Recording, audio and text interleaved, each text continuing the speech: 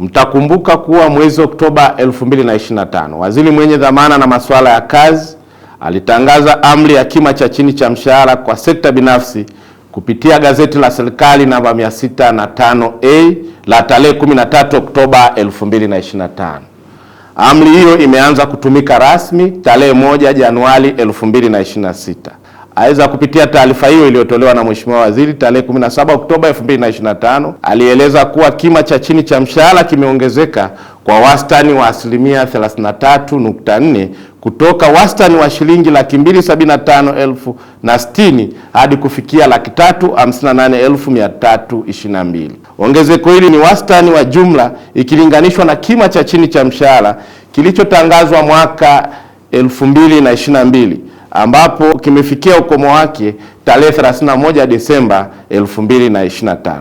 Kwa msingi huo, ni watake waajiri na wafanyakazi wa sekta binafsi kuelewa kuwa viwango hivi vya kima cha chini cha mshahara vimeainishwa kuzingatia sekta kupitia jedwali la pili la amri husika, ambapo sekta mbalimbali ikiwemo sekta ya kilimo, sekta ya afya, sekta ya mawasiliano, usafirishaji, sekta ya hoteli, madini, biashara na viwanda, shule binafsi, huduma za ulinzi binafsi, nishati, uvuvi na huduma ya baharini, michezo na utamaduni pamoja na huduma nyinginezo.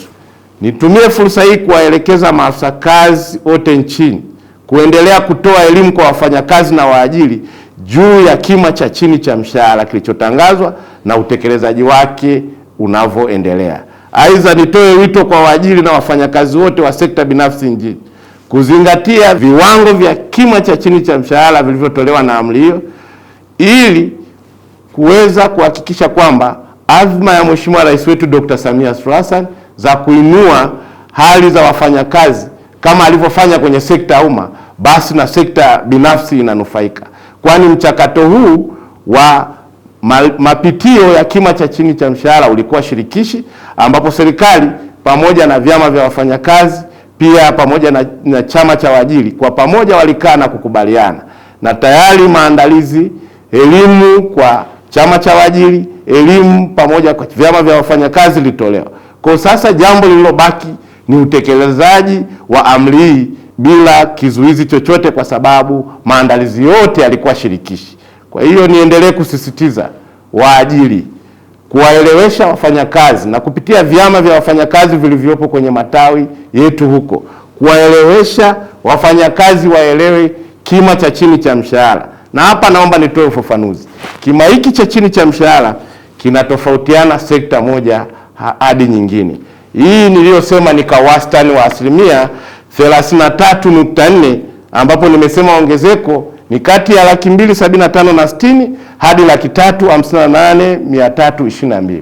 Kwa hiyo hapa katikati kila sekta ina kima chake cha chini cha mshahara. Sisi kama serikali chini ya serikali ya awamu ya 6 inaongozwa na Daktari Samia Suluhu Hassan, tutahakikisha haki za wafanyakazi zinalindwa na tutahakikisha wale waajiri ambao watakaidi kutimiza amri hii tunachukua hatua stahiki za kisheria na taratibu nyingine ambazo tumeziweka kadri ya makubaliano ya utekelezaji wa amri hii.